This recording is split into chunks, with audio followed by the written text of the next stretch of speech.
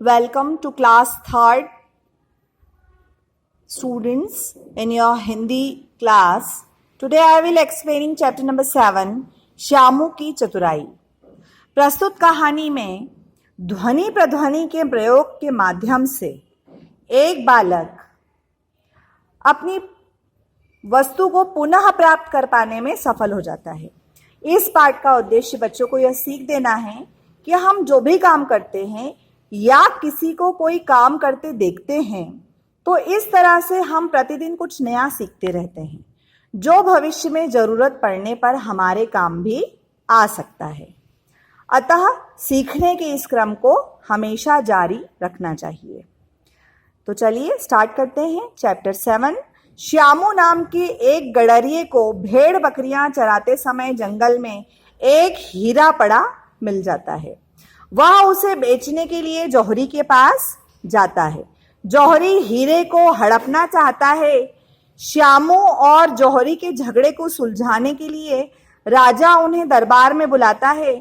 श्यामू और जौहरी दोनों राजा के सामने अपनी अपनी बात रखते हैं। श्यामू बताता है कि पर्वत देवता इस बात के गवाह हैं कि यह हीरा उसी का है।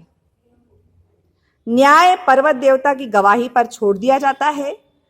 पर्वत देवता का न्याय देखने के लिए जब सारा नगर उमड़ता है, श्यामू अपने नाम को अंत में रखकर पर्वत देवता से सवाल पूछते हैं तो जवाब श्यामू के पक्ष में ही आते हैं। दरअसल श्यामू अपने मन और अपने नाम को अंत में रखता है और जोर से बोलता है, जिससे देर तक अंतिम शब्द ही पहाड़ों से टकराकर गूंजते रहते थे। पर्वत देवता का न्याय देखकर राजा ने फैसला श्यामू के पक्ष में ही सुनाया और अंत में ईमानदारी की विजय हुई। तो यहाँ पर इस पाठ में हमने देखा कि जो श्यामू है वो हमेशा अपने नाम को अंत में रखकर पर्वत देवता से सवाल पूछता है तो जवाब श्यामू के पक्ष में ही आते हैं। दरअसल श्यामू अपने नाम को अंत में रखकर जोर से बोलता है, जिससे देर तक अंतिम शब्द ही पहाड़ों से टकराकर गूंजते हैं।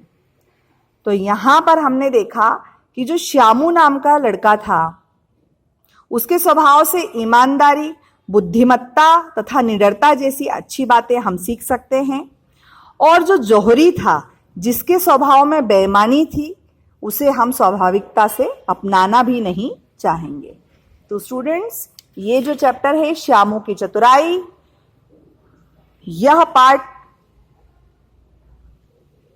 यह हमें बताता है कि जीवन में हमेशा सूझबूझ, बुद्धिमत्ता और विज्ञान को प्रायोगिक रूप से समझकर हम कई प्रश्नों के हलों को ढूंढ सकते हैं। Read at home chapter number 7 Shyamu की चतुराई।